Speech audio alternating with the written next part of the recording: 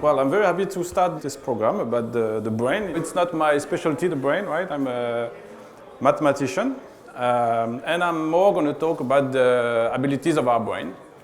I'm not going to talk about the rumor thing tonight. We can talk afterwards if you like. So I'm going to start with a question. So I heard most of you are scientists, so I suggest you are all very good at math, right? Who is good at math? Yes? Okay. Well, actually, as a mathematician, I often hear people saying I'm very bad at math, I'm not good at math, but we might not realize it, but we do actually very complicated tasks, right? We do very hard computations. Like, we are not all, professional pool players, but when you think about it, like they have to compute all the rebounds, the angles where we touch and stuff. And we are not all also parking huge trucks like this, but even when you park a small car, you have to have a lot of parameters in your mind, know all the distances, how to turn the wheel. And when you think about it, if you make some sport or whatever, you always make a task where you're going to have to make a lot of computations. But you do it intuitively, right? And this is what you call math, actually, right? Computations. And when I go to the restaurants with friends, quite often they make this joke like, you're the mathematician, so you know how to split up the bill equally, right? And no, because actually I don't do computations with numbers. I don't do so many computations, but when I do them, it's more with letters or with abstract stuff, right? But mathematics is more about reasoning, right? Logic and trying to see how arguments come together logically and stuff. And today I'm more going to talk about this and actually more about when it fails, right?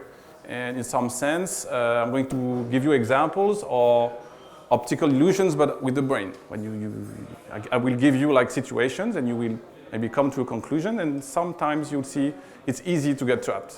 So let's start by a first example. It really happened actually, but I didn't find the actual data, so it's more a fictitious example here. So imagine some politician who arrives in power in 2012, for instance. And when he arrives, it's about the proportion of students at university which are women. So 1/3 of university students are women. And 5 years later, he's finished his job and he's very happy and he claims that half of young women go to university. So he did a good job, right? So we all want to have such a guy in the Minister of Higher Education.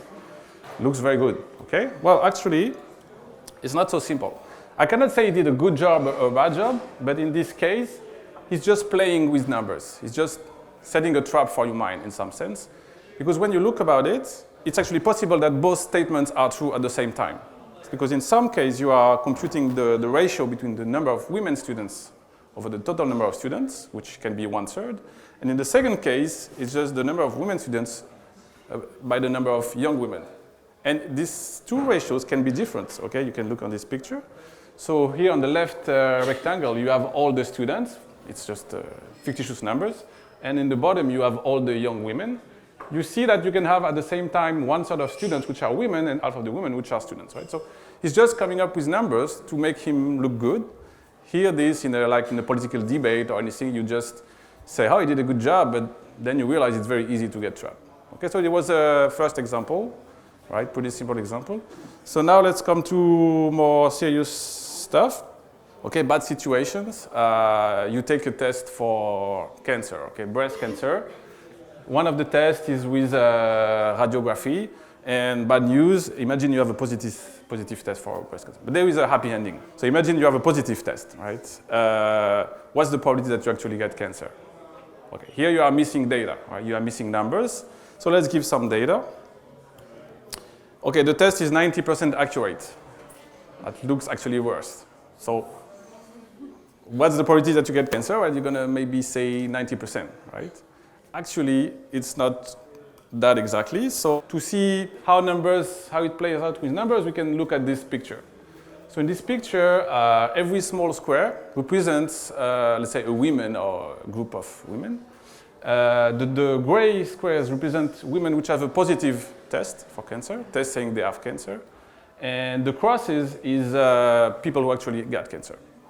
So the first thing I want to say is that the data is true because when you look at all the people who don't have cancer, there are only 10% of them who get a positive test. For 90% of these people, the test is actually negative, meaning the square is right. And for the people who actually got cancer, so you have all these crosses, about 90% of them have a positive test. So the data is true, okay? I didn't lie with the data, right? It's 90%, like I said. But now let's go into the situation where you actually have a positive test. So what does it mean? It means you are one of the gray squares. And if you're one of the gray squares, you have actually a lot of chances not to get a black cross, right? So only like about 10% of the gray squares have cancer. So the answer to the question is that what is the probability that you get cancer is only 10%. So once again, well, I don't want to talk about cancer so much, but once again, the bottom line here is that you have some numbers, you have some situation where you're going to jump to conclusions that, oh my God, I'm doomed to have cancer, I'm gonna have cancer, but actually it's not so bad. Okay, so the numbers really fool your mind, and there's a lot of situations like this where you have numbers which appear like in some sense, and actually they are differently. Okay. Last example. Okay, so there are formulas about this. I'm not going to go through them, but if you want to do things straight, you can. There are nice mathematical theory behind it, and you have to study this a bit, but you can actually come to the right answer in a straightforward way. Last example, recent stuff, right? COVID vaccine.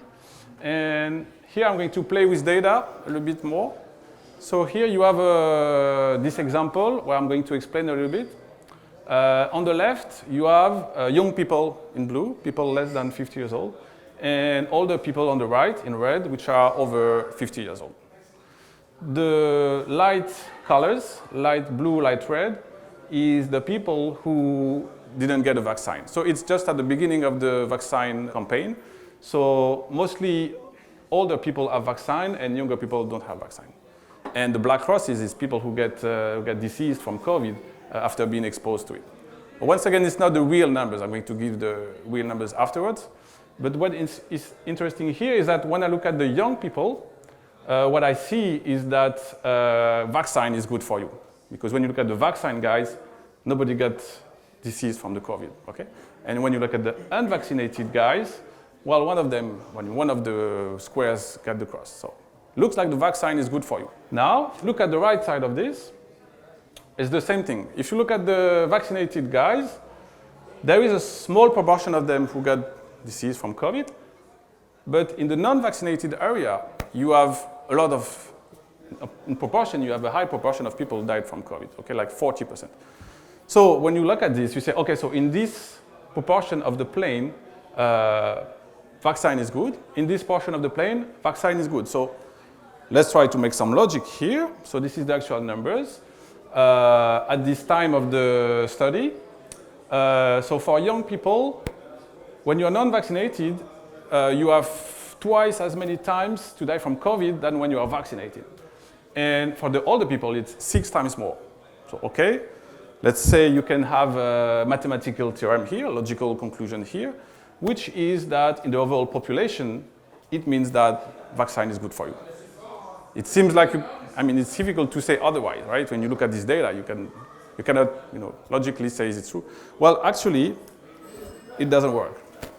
So here, you might not have realized it, but if you look at the overall population, you have more chances of dying when you get vaccine. It's weird, right? It's not what you expected, maybe. So, okay, let's try to accept this. Let's try to accept that the actual data says that you have more chances of dying. Then it means the vaccine does not work, right? But this is not true also, actually. So let's try to see how it works. Let's go back to the picture. Okay, so let's look at all the vaccinated people. So all the vaccinated people is all the dark squares here. You have 1, 2, 3, 4, 5, 6 crosses, right? And in the light area, you have only 3 crosses. So you have more crosses among the vaccinated people than among the non-vaccinated people, okay? So it means the vaccine is bad for you, right? Totally the opposite of what we were saying before. Okay, so there was a lot of controversy with the vaccine, right? So it's very easy to come up with this data, and which is everything is accurate here. It's really a study in the British population at the beginning of the campaign. So you come up with the numbers and you say, well, vaccinated people, they die more from COVID. So that's fact. Nothing is a lie here, okay? It's true. And so the first surprising thing is that in each part of the population, vaccine is good, but in the overall part, it's not good. This is the same picture. I'm not playing with you, right? It's the same. I didn't put crosses in the meanwhile. It's really the same. So first, surprising stuff. But then we can still think about it, okay? So vaccine is bad for you seems a bit weird, so let's try to think a bit more about this. What happens is that if I draw someone randomly from the vaccinated population, what I'm likely to get is an older person, because at this time of the campaign, the older person were much more vaccinated. And if I take randomly an older person, she's more likely to die from COVID. This is all the explanation to it, actually. So the bottom line here is that there is a correlation between vaccine and death. Meaning these two numbers go together. If you are vaccinated, you are more likely to die from COVID. But this is not a cause. This is not the cause for it. Okay, it's not the vaccine who is going to make you die. It's more that at this time of the campaign, if you are vaccinated, it means at this moment you're more likely to be old because they gave the vaccine to old people first. It doesn't mean the vaccine is bad.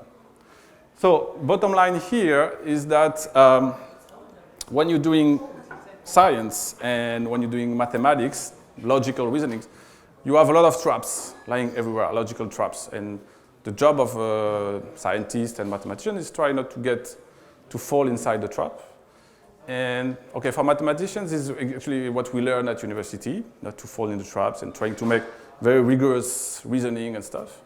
But I'm not going to talk badly about experimental sciences here because there are a lot of people from other sciences. But it's very important to try to not jump to conclusions too fast and to try to challenge your reasoning and challenge your conclusions. And it's very useful to master the mathematics that are behind it and to try to make not to fall in logical traps here.